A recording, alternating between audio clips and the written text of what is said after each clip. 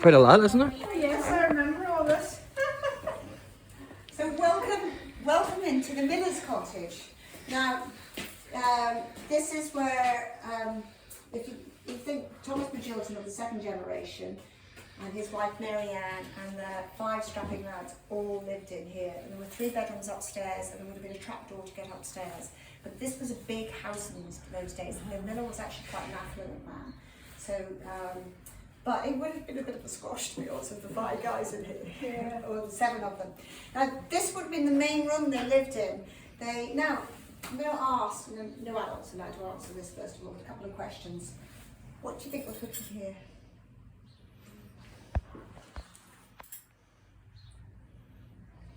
You're thinking very hard. You're thinking more than most kids think. So you might get this right.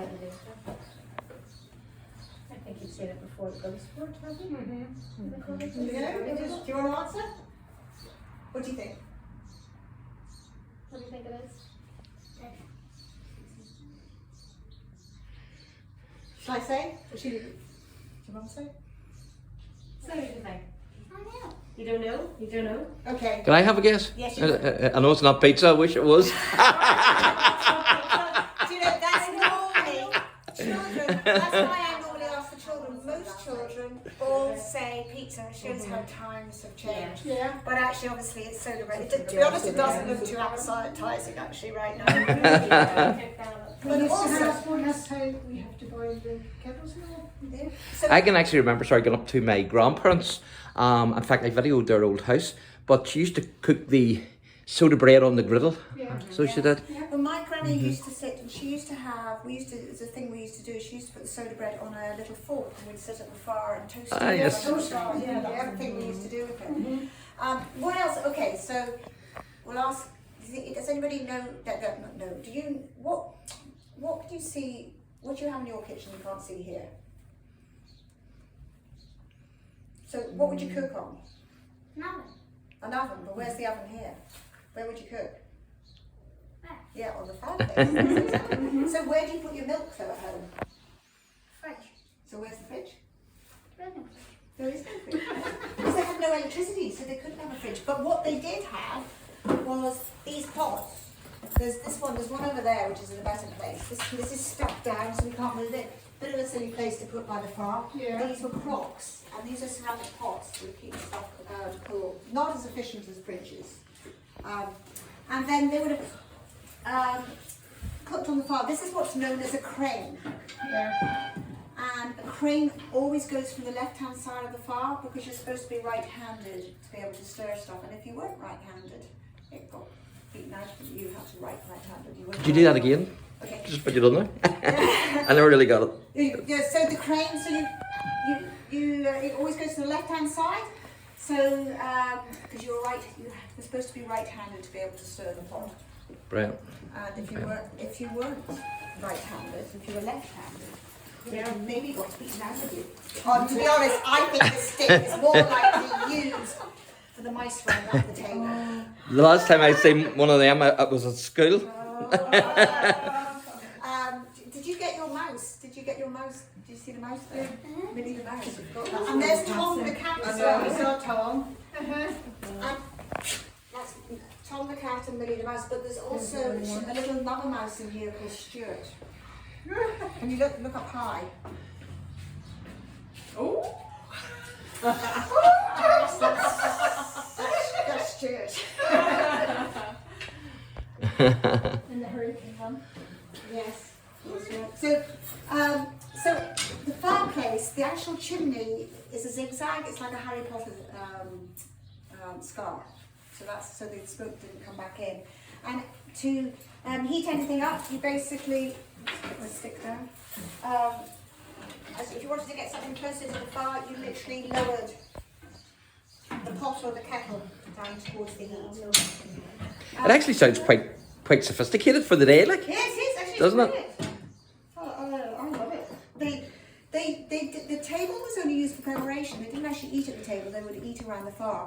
So the likes of, say, the potatoes here, they're in what's known as a crib, and they would have been collected probably in the crib actually, washed in the crib, and then taken to put on the fire or in the pot or whatever, and then put back in that, and they would have eaten. They would have shared the dish together and eaten. Probably saved the washing up, to be honest. And this little stool here is known as a creeping stool because you crack towards the warmth of the fire. So, also they didn't have any electricity, so as you can see, you've got the lamps for oil lamps or candles. And the miller would have been quite self-sufficient. He would have had a well, he would have had some vegetables, he would have been growing, he would have had enough flour. He would also probably had a cow or a goat or something for his dairy products. He also would have had chickens, and the chickens very often would have brought like a dresser like that. The bottom would have had chicken wire on it, and the chickens would have come in at night to save them from boxes. Could I ask you a wee question about the lamp there? Is that a tully lamp or just an ordinary? I suppose you don't know. Don't know, you're don't know. I'm not sure about that. Yeah, I yeah. think is that maybe a hurricane lamp? I think you might be right actually. Yeah. And the wee Remember we had the wee stool. Sorry. No, there you go. You're okay. The wee stool there. What did you call that A again? creeping stool. It actually reminds me of the stools that they had in the old churches. Really? Because one of those actually caused a riot in Edinburgh. They were known as penitent stools. So if you had done anything wrong, Yes. you were brought out to the front and you were sat on the penitent stool for to confess your faults. Yes. But there was a girl called, I'm trying to remember her name, but anyway, I can't remember her name, but she was the introduced bishop, you see, in Scotland, and she lifted the stool whenever the bishop got up to read the prayer Yes. book, and she flung it at him, and she says, "Will you read that in my lug?" And it turned out where the whole congregation ended up outside, and the riot lasted for 3 days. All because of a wee stool and a prayer book. So there you go. I love these stories like that. I'm going to put that in there. Now we're going to head into what we've made into the scullery.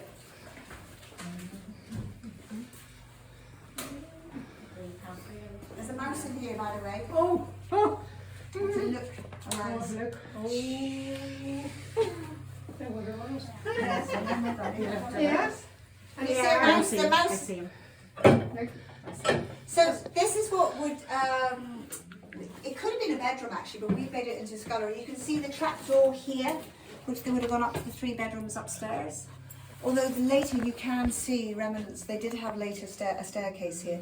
The wall, which is exposed, the walls here are a wattle wall, is a mud wall, which actually is a clay and mud and straw mix, which would have been much better insulation than stone walls, to be honest. And I had a man here from Mexico the other day, and he said that's how a lot of the places would have been made in Mexico, but that's all more right. yeah, for insulation, but more to keep the heat out rather than the heat in.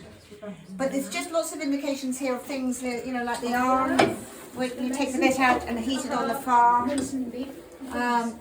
The hot water bottle, my granny used to have a hot water bottle. Like this.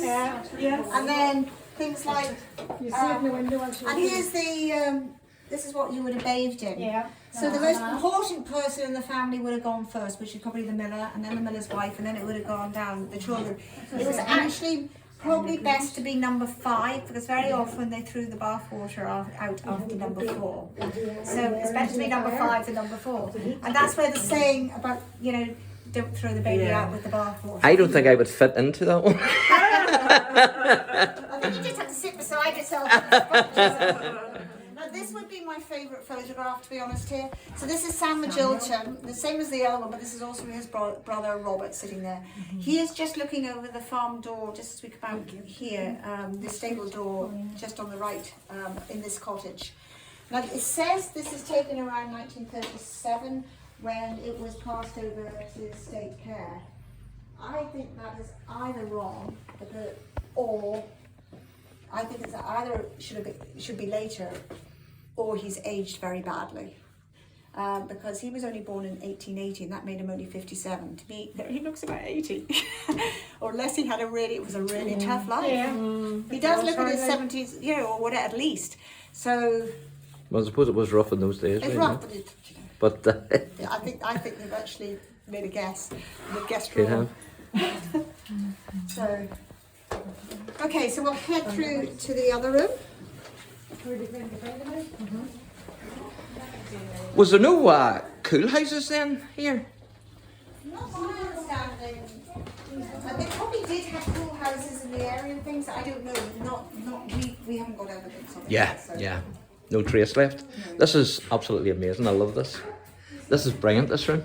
There's another mouse in here. You could certainly chill out here, couldn't you? You could. So This was Polish. yes. Are you all coming in? Okay. So this is what is the good room, and children are only allowed in here if they're very good. But this is where the miller would have had his visitors, you know, and there's always a would be the Bible and if the minister, this is where he would have had the minister or would have had a wake or something. He also did his accounts.